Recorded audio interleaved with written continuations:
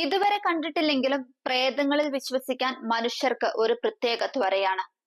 നിഗൂഢതകളിലേക്കും അമാനുഷികതകളിലേക്കും ആകൃഷ്ടനാകുന്ന ഒരാളാണ് നിങ്ങളെങ്കിൽ നിശ്ചയമായും ശ്രദ്ധിക്കേണ്ട അനേകം സ്ഥലങ്ങൾ ഇന്ത്യയിലുണ്ട്. അവയിലൊന്നാണ് കുർസിയോങ്ങിലെ ഡൗഹിൽ. പശ്ചിമ ബംഗാളിലെ ഡൗഹിൽ പ്രേതബാധകളുടെയും പ്രേതാനുഭവങ്ങളുടെയും ഭയാനകമായ കഥകൾക്ക് പ്രസിദ്ധമാണ്.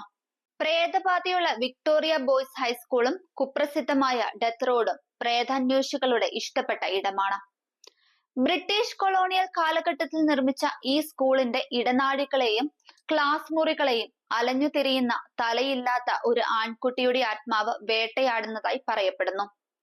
സ്കൂൾ പരിസരത്ത്, പ്രത്യേകിച്ച് മൂടൽ മഞ്ഞുള്ള ശൈത്യകാലത്ത്, ശരീരമില്ലാത്ത കാൽപ്പാടുകൾ, ചില പിറുപിറുക്കലുകൾ, നിലവിളികൾ എന്നിവ കേൾക്കുന്നതായി പ്രദേശവാസികളും പറയുന്നു.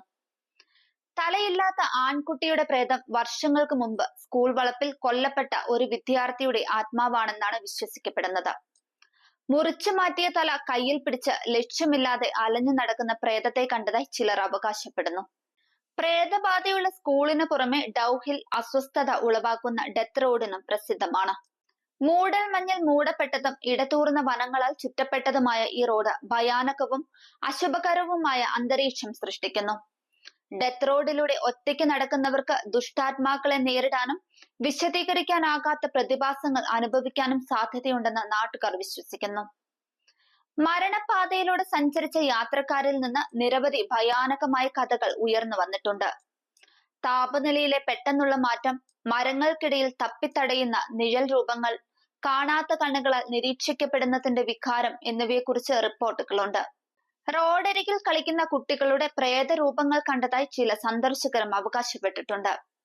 ഡൗഹിൽ സന്ദർശിക്കുമ്പോൾ അമാനുഷികതയെ ചുറ്റിപ്പറ്റിയുള്ള പ്രാദേശിക വിശ്വാസങ്ങളോടും പാരമ്പര്യങ്ങളോടും ആദരവ് കാണിക്കേണ്ടത് പ്രധാനമാണ്.